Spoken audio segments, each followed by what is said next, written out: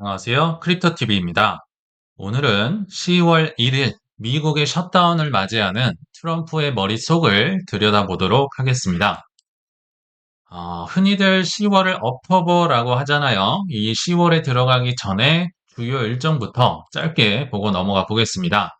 이번 주 주요 경제 일정이 정말 많은데요. 그 중에서도 좀 중요한 것들만 제가 밑줄을 쳐봤습니다. 일단 10월 1일자 수요일경 밤 9시 반 무렵에 미국의 9월 고용지표가 발표가 되는데요. 이 ADP라는 거는 민간 기업입니다. 정부 발표하기 며칠 전에 민간에서 고용지표를 먼저 발표를 한다.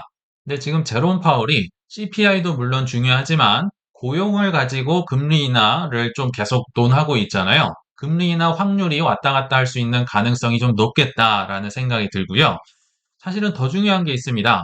알트코인의 움직임과 궤를 같이 하는 9월에 ISM 협회에서 발표하는 제조업 PMI 지수가 역시 수요일 밤 11시에 발표가 됩니다. 50을 이번에는 많이 넘어갈지, 뭐 얼마만큼 올랐을지가 뭐 알트 시즌과 연관이 돼 있기 때문에 이것도 좀 주목을 해보시면 좋을 것 같고요. 10월 3일에는 이제 정부에서 발표하는 고용지표가 발표가 됩니다.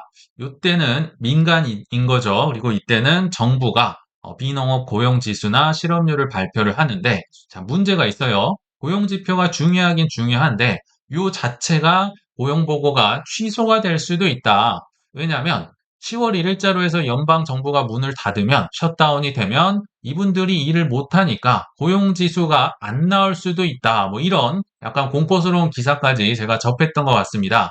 근데 이게 과거와는 좀 다르게 지금은 트럼프가 연방 공무원 자체를 잘라버리자, 영원히 그냥 집으로 보내자 이렇게 실제로 지시를 했다고 하거든요. 그리고 올해 일론 머스크를 필두로 해서 도지라는 부서에서 공무원들 대량 해고했던 경험이 실제로 있기 때문에 이게 빈말 같지 않다는 거죠. 그래서 조금은 공포감이 들 수도 있겠다. 조금 변동성이 있을 수도 있겠다. 이런 생각도 드네요.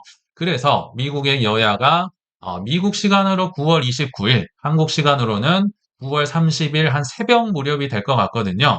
셧다운을 막기 위한 거의 마지막 회동을 진행하지 않을까 생각이 듭니다. 뭐 여야가 계속 평행선, 뭐 어느 나라나 마찬가지인 것 같은데요. 일단 임시 예산안 합의가 불발이 되면 10월 1일부터는 실제로 셧다운이 벌어질 거고, 공화당 입장에서는 현 지출에 사인해라. 민주당은 오바마 케어 요거 더 집어넣자. 뭐 이런 식으로 지금 핵심 쟁점이 오바마 케어가 아닌가 싶습니다. 근데 불행 중 다행인 거는요. 트럼프가 원래는 이 회동 자체를 안 나오려고 했었습니다. 일단은 되든 안 되든 만나야지 뭐가 되든 안 되든 결정이 되는데 이거 안 나가 했다가 선회를 했다는 거죠. 선회를 한 이유가 뭘까요? 제가 볼 때는요. 트럼프 입장에서는 이 셧다운의 이벤트 자체도 이런 변동성 이벤트 자체도 그에게는 기회가 될 수도 있겠다. 여러 가지 변동성을 활용할 수 있는 협상을 이용할 수 있는 여러 가지 이쪽 관련해서는 머리가 참 기발하잖아요. 그래서 이 기회를 놓칠 수 없어서 선회를 한 게 아닌가. 그래서 그 머릿속을 좀 이따 제가 뒤로 머릿속으로 들어가 보려고 하고요. 그 전에 그러면 과거에는 이런 사태가 있었을 때 어떻게 해결이 됐었을까? 그리고 주가는 어떻게 갔었는지 역사를 한번 공부해 보도록 하겠습니다. 일단 18년도 12월 달이 가장 최근에 있었던 셧다운이자 트럼프 집권 시기이자 최장 기간 셧다운이었습니다. 무려 35일을 셧다운이 됐었죠. 그러면 이거는 도대체 어떻게 해결이 됐었을까요? 일단 그 이후부터, 셧다운된 이후부터 알아보면 여야가 대립을 했을 텐데, 이때 당시 트럼프가, 뭐 그때도 반이민 정책이 꽤 셌던 것 같아요. 그래서 멕시코 국경에다가 장벽을 세우자. 그래서 이 예산으로 57억 달러를 집어넣자고 요구를 합니다. 이게 뭐 7조 원이 넘는 돈이니까 뭐 엄청난 돈이잖아요. 그래서 민주당에서는 당연히 반대를 했을 거고, 일부 공화당 의원에서도 반대가 있었다고 합니다. 마치 올해 BBB 법안 뭐 그런 것과 좀 비슷한 맥락이었다고 보시면 좋을 것 같아요. 근데 여야가 합의를 못해서 결국 셧다운이 돼버립니다. 그래서 80만 명에 달하는 연방 공무원들이 무급으로 쉬거나 아니면 돈을 안 받고 근무를 하거나 뭐 이런 식으로 흘러갔었고요. 뭐 여러 서비스에서도 굉장히 큰 차질이 있었고 실제로 과거의 모든 셧다운보다 피해 규모가 굉장히 컸었다고 합니다. 그러니까 트럼프 입장에서도 서서히 여론조사에 압박을 받았던 것 같습니다. 과거의 셧다운은요, 뭐 길어야 10일에서 한 20일 정도면 해결이 됐었거든요. 근데 이게 한 달을 넘어가면서 35일이 되니까 야, 이제는 좀 못 참겠다 하면서 셧다운의 책임이 트럼프에 있다. 이게 이제 여론조사에서 50%가 넘게 올라가면서 트럼프를 좀 압박을 했었다고 합니다. 그러니까 결국은 트럼프가 잠깐, 아주 잠깐 백기를 들면서 19년 1월 달에, 그러니까 18년 12월 뭐 한 20 며칠경에 셧다운이 됐다가 1월 한 20 며칠경에 이제 트럼프가 서명을 임시 예산안을 하긴 했었는데 장병 예산, 요게 지금 관건이었잖아요. 그래서 요것만 딱 빼놓고 3주짜리 예산안에 트럼프가 마지못해 서명을 했었습니다. 그러면서 이 셧다운이 공식적으로는 종료가 됐었는데 이렇게 하고 끝났을까요? 그럴 리는 없겠죠. 트럼프가 이대로 물러서진 않았을 겁니다. 일단 3주가 지났습니다. 다시 예산안이 나와야 되죠. 그래서 19년도 2월 달에 장병 예산을 넣느냐 안 넣느냐가 또 관건이었을 텐데 민주당이 이때도 장병 예산을 인정을 다 해줄 수는 없었겠죠. 그래서 57억 불은 아니고 부분적으로 한 13.7억 불 정도만, 그러니까 국경 보완하는 그냥 기본적인 예산 정도만 승인을 해줬다고 합니다. 그러니까 트럼프가 당연히 마음에 안 들었겠죠.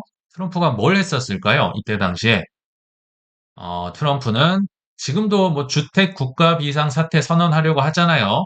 그때도 똑같습니다. 국가 비상사태를 선언을 하면서 기어이 장벽의 일부를 건설을 했었다고 합니다. 돈이 승인이 안 됐는데 어떻게 했을까요?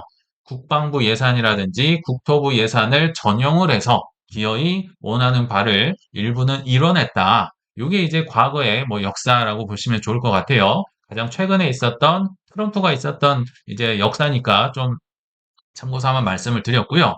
더 중요한 게 있습니다. 주식은 어떻게 됐을까? 물론 그 전에는 뭐 변동성 때문에 들썩들썩 했을 것 같긴 하지만 결론부터 말씀을 드리면 셧다운이 되더라도 그 당시에 그리고 그 이후에는 항상 오르더라. 제가 AI를 통해서 세 가지 사례를 한번 점검을 해봤는데요. 첫 번째 사례, 셧다운은 1995년에서 96년에 나왔었는데요. 이때만 조금 특이했었다고 합니다. 두 번에 걸쳐서 왔었어요. 첫 번째 셧다운이 5일짜리였고, 그 뒤로 21일짜리가 두 번째로 나오면서 총 2회에 걸쳐서 나왔다.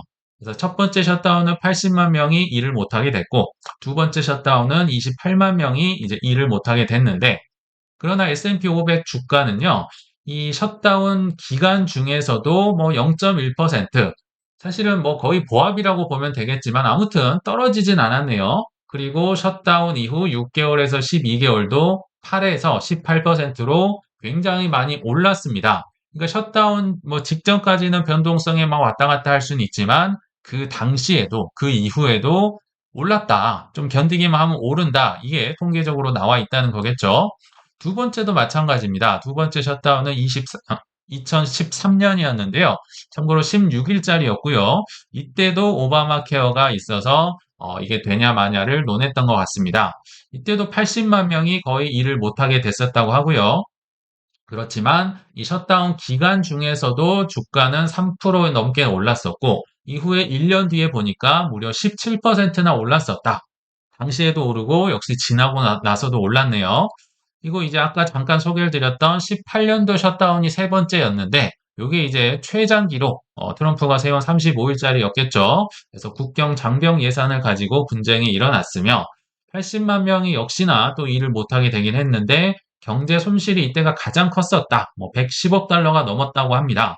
근데 결과적으로 주가는 이 최장 셧다운 기간에도 10%가 넘게 올랐었고 그 1년 뒤에도 무려 33%가 올라가면서 아무튼 셧다운 기간이나 그 이후나 뭔가 변동성이 있고 떨어지면 오히려 기회가 될 수 있다는 통계, 우리에게 교훈을 주는 것 같습니다. 그래서 사전에 엄청난 변동성이 혹시라도 있다면 이거를 매수를 한다든지 홀딩한 자들이 이런 여러 가지 상승을 누리지 않았을까. 통계도 한번 좀 머리에 넣고 가시면 좋을 것 같아서 참고 삼아 말씀을 드려봤습니다.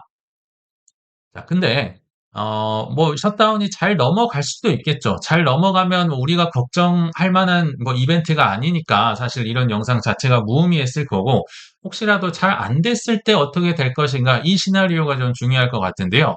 트럼프가 이 시나리오를 통해서 좀 영웅이 되려고 할 수도 있겠다. 이것도 한번 생각을 해보자는 거죠. 오히려 좋아라고 하면서 변동성이 유발도 될 수 있지만 그 자체를 해결도 하고 미리 대비도 하면서 오히려 이거를 뭐 즐길 수도 있겠다. 뭐 이런 생각도 한번 해봤습니다. 자, 일단 백악관은 셧다운 시 공무원들을 해고할 방침, 트럼프가 실제로 지시를 했었다고 하거든요. 근데 만약에 셧다운이 나왔다, 이거는 민주당 책임이다. 대량 해고도 민주당 책임. 뭐 이렇게 이제 그리고 실제로 이렇게 생각을 하겠죠. 뭐 이걸 뭐 언론 플레이로 하는 것 같진 않습니다. 그러니까 큰 하락이나 혼란이나 대량 해고가 나와도 내 탓이 아니요라고 밑에 이제 뭔가 완충지가 있다면 실제로 그쪽으로 방향으로 끌고 가볼 가능성도 있겠다. 실제로 이렇게 믿을 거라 생각이 들거든요. 자, 근데 과거와 그럼 과거 셧다운과 현재 셧다운의 차이점을 꼽아보자면 요게 있습니다. 결론부터 말씀드리면 과거에는 그래도 빠져나갈 구멍, 조금이라도 공무원들에게 월급을 줄 구멍이 요만큼이라도 있었는데 지금은 아예 없다는 겁니다. 여기 보시면 미국 정부의 12개 분과 국토부도 있을 거고 농업부, 뭐 국방부 여러 부서가 있을 거 아니에요. 근데 과거의 셧다운 사례를 보면요. 셧다운 기간 중에서도 12개를 다 막진 않았어요. 일부 분과는 예산안을 미리 통과를 시켰습니다. 그거를 이제 임시 예산안을 영어로 CR이라고 하거든요. 그래서 임시 예산안을 사용할 수 있었어요. 우리도 이제 뭐 공공기업이나 일반 뭐 공무원들도요, 예산을 잘못 책정하거나 연말에 가서 예산이 부족하면 굉장히 이제 많은 결제를 거쳐야 되긴 하지만 다른 부처의 예산, 다른 데서 예산을 전용을 해서 쓰는 경우가 있잖아요. 이게 됐다라는 겁니다. 정 없으면 다른 부처에서 예산을 가져와서 그 일단 통과된 예산으로 공무원 월급 주고 해봐. 요게 됐었다는 거죠. 두 번째도 일부 또는 절반은 통과를 시켜놨었다. 12개 중에 한 6개 정도 분과에서는 통과를 시켰다. 다만 뭐 아까 그 뭐 멕시코에 국경을 친다든지 이게 이제 통과가 안 됐다는 거겠죠. 그리고 18년, 19년도 거의 전문을 하지만 있긴 있었다. 뭔가 정말 한두 개의 임시 예산안이라도 있었는데 현재는 빵개다. 아예 없다고 합니다. CR 자체가 없어요. 정말 뭐 일도 공무원들의 월급을 줄 수 있는 단 하나의 가능성도 없다. 이게 셧다운이 되면 이렇게 이번 상황은 된다는 거죠. 그러니까 조그만 수당도 나올 국물도 없다. 심지어 과거에는 해고라는 말을 한 적 자체가 없거든요. 근데 이제는 필요 없어. 잘라버려. 이러니까 좀 당황스러운 거죠. 보통은 좀 달래보자고 하고 트럼프 예전에 이제 대통령이라면 야 그래도 잘해보자 뭐 이렇게 나왔는데 필요 없어 잘라 하니까 이번에는 조금 공포가 있으면서 트럼프의 압박이 좀 심해지고 있다 이렇게 생각이 드는데요. 자, 근데 참 공교롭지만 저는 대량 해고를 미리 준비했을지도 모른다. 뭔가 대책이 있으니까 이렇게 밀어붙일 거 아니에요. 트럼프 성격상 뭐 막무가내긴 하지만 또 머리가 굉장히 좋습니다.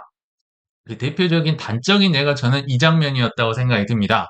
9월 22일자였죠. 거의 5월 달 이후로 뭐 앙숙처럼 지냈던 트럼프와 머스크가 뭐 이렇게 담소도 나누고 실제로 악수도 하고 화해를 했었죠. 물론 이제 찰리 커크의 추모식에서 있기 때문에 이 자체는 우발적이었긴 합니다. 우발적이었긴 한데 자, 이 이후로 9월 20일 이후로 불과 한 4일 이후에 이런 기사가 뜨네요. 머스크의 그룹, 뭐 AI 기업이잖아요. 여기가 미국 연방정부와 계약했다.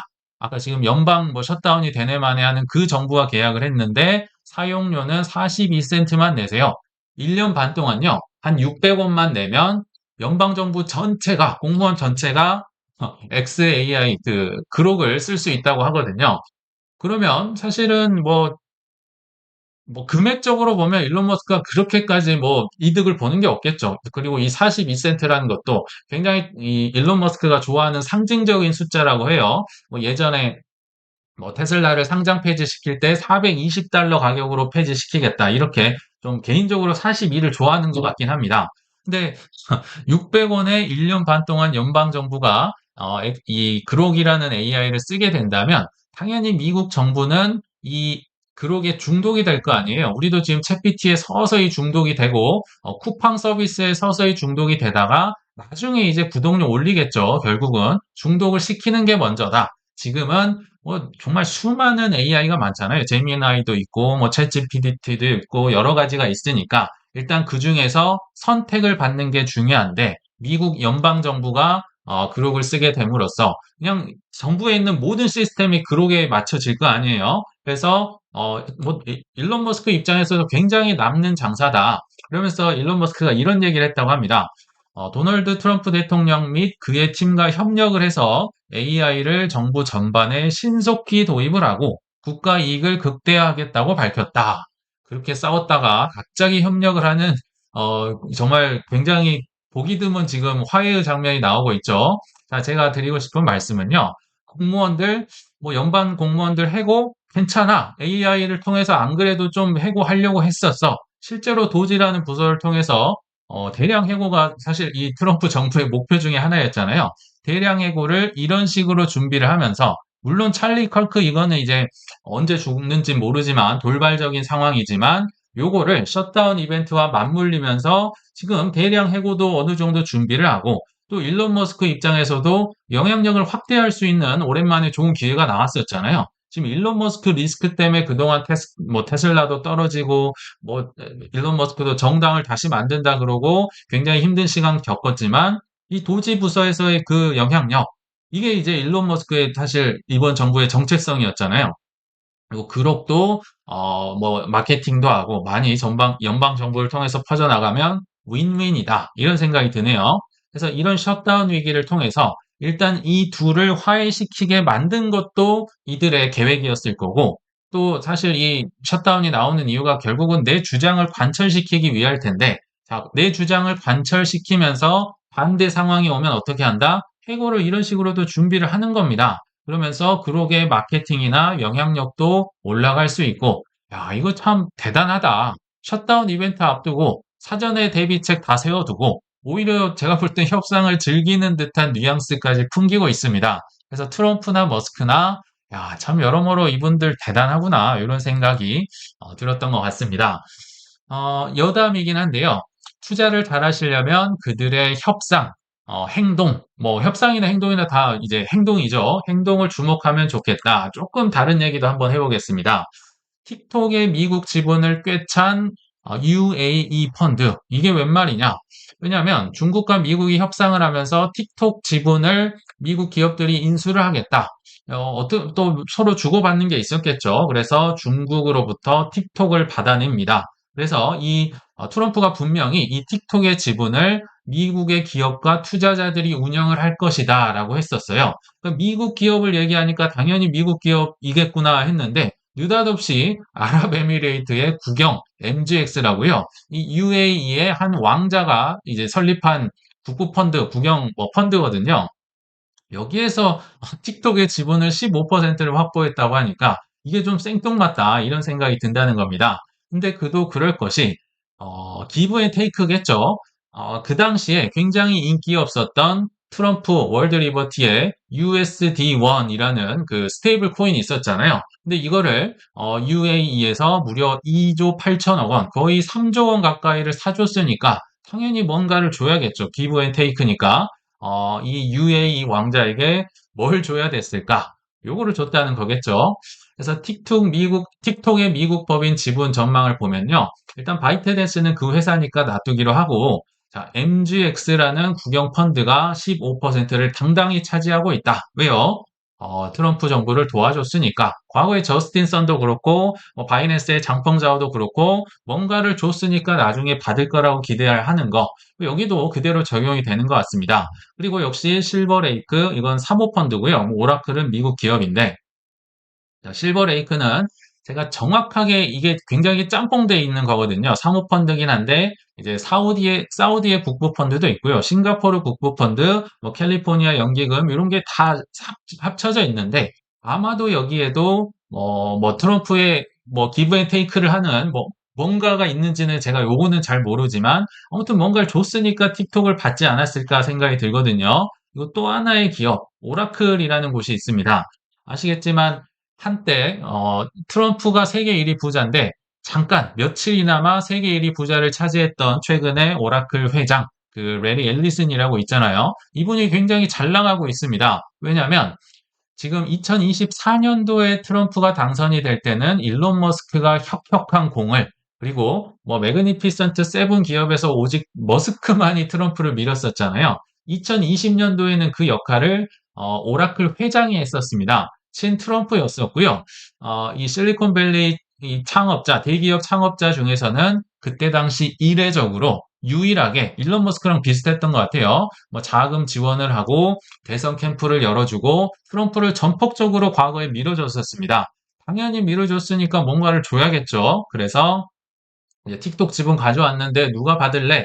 마이크로소프트도 있고 월마트도 있고 여러 기업들이 있었지만 오라클이 틱톡 지분을 인수하는 혜택을 누리게 됐고요.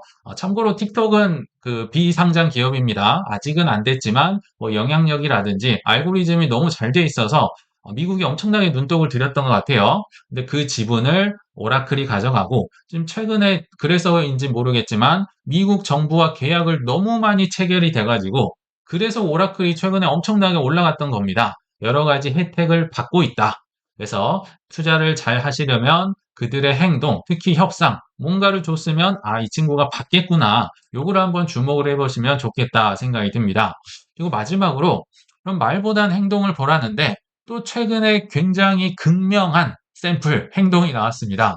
아마 오늘 오전 방송에도 보셨겠지만 뱅가드라고 근접 차이로 블랙락을 따라가고 있는 세계 2위 자산 운용사가 있죠. 자, 드디어 크립토 시장에 진출을 하네요. 못 이기는 척 고객들에게 ETF의 문을 열었다라고 하는데 저희 채널에서도 종종 돈이 되는데 뱅가드가 안 들어올 리가 없다. 당연히 들어온다.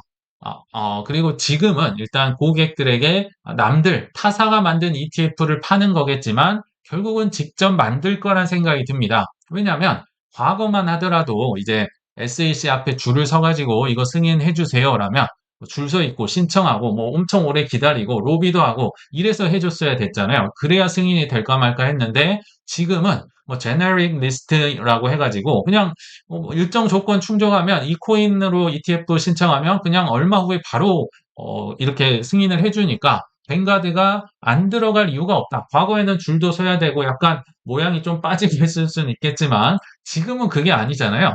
특히나 반 크립토 이 형님이었는데 지금은 뭐 줄 서서 SEC에게 승인받는 이런 형국이 아니다. 그래서 들어올 것이다 했는데 일단은 요 정도 남의 ETF를 파는 것까지는 인정을 해준 것 같습니다. 자, 그리고 이 반 크립토 형님의 행동, 말은 반대라고 하는데 행동은 속일 수가 없었다라고 하잖아요. 오랜만에 복습을 해보도록 하겠습니다. 뱅가드 반 크립토 형님의 크립토 관련 상장 기업의 지분을 제가 한번 오랜만에 다시 가져와 봤는데요. 코인베이스 1위입니다. 세계 1위. 로빈후드 대주주입니다. 역시 세계 1위.